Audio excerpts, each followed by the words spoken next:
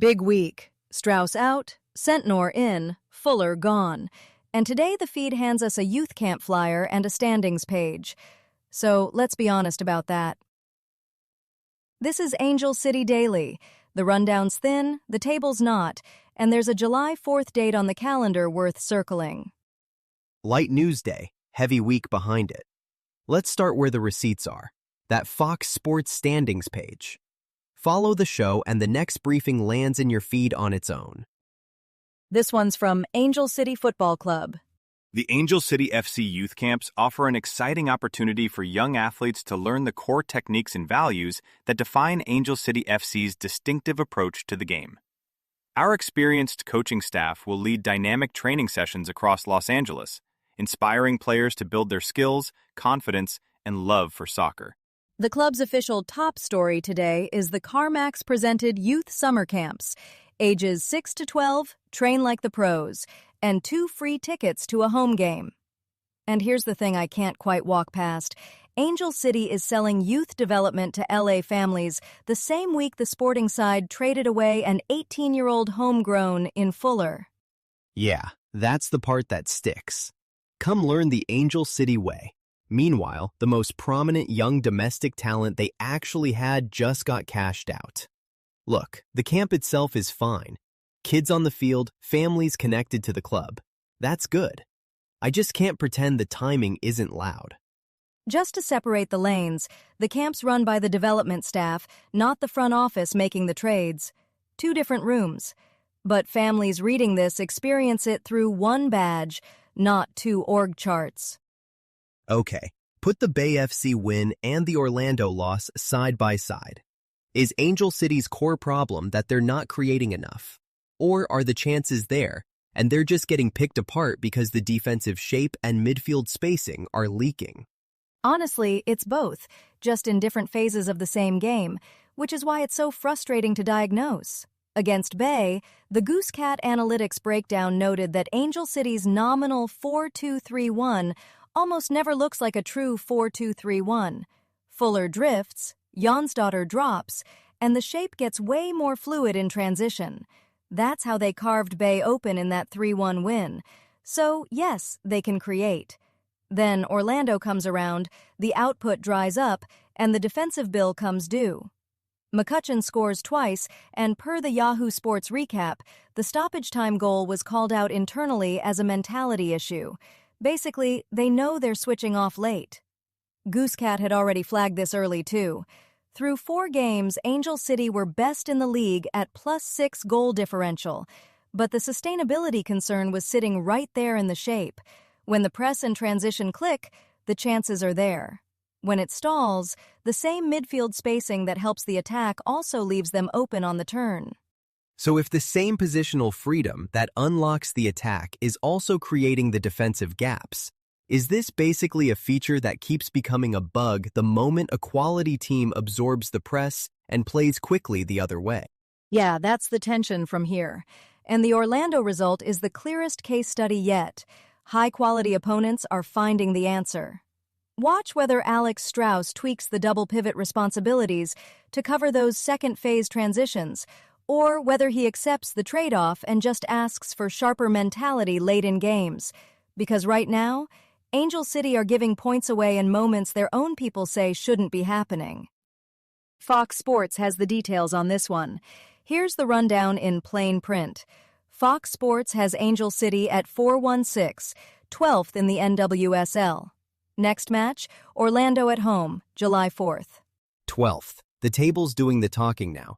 4 wins, 10 games gone wrong. And the Orlando date carries weight now. That's the same side that handed them the first loss of the season back on June 17th. The rematch has a scoreboard attached to it. And it's the defending champ walking into our building. Outside the playoff line, hosting the team that already beat you. Circle July 4th.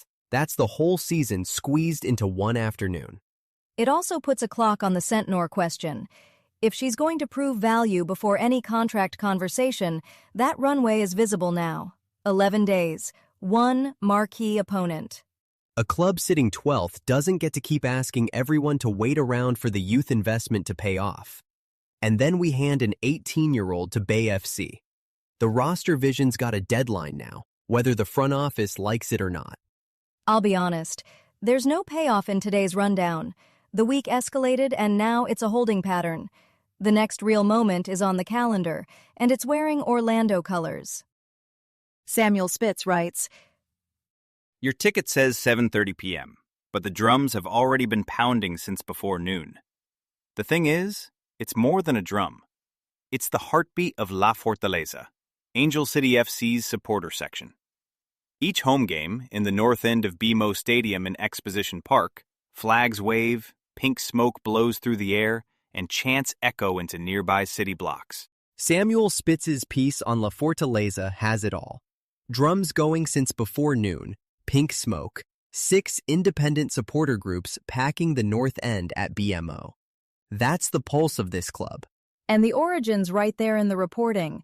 Lindsay and Mark Rojas hauling a hand-painted Bring NWSL to LA banner to MLS games before Angel City even existed.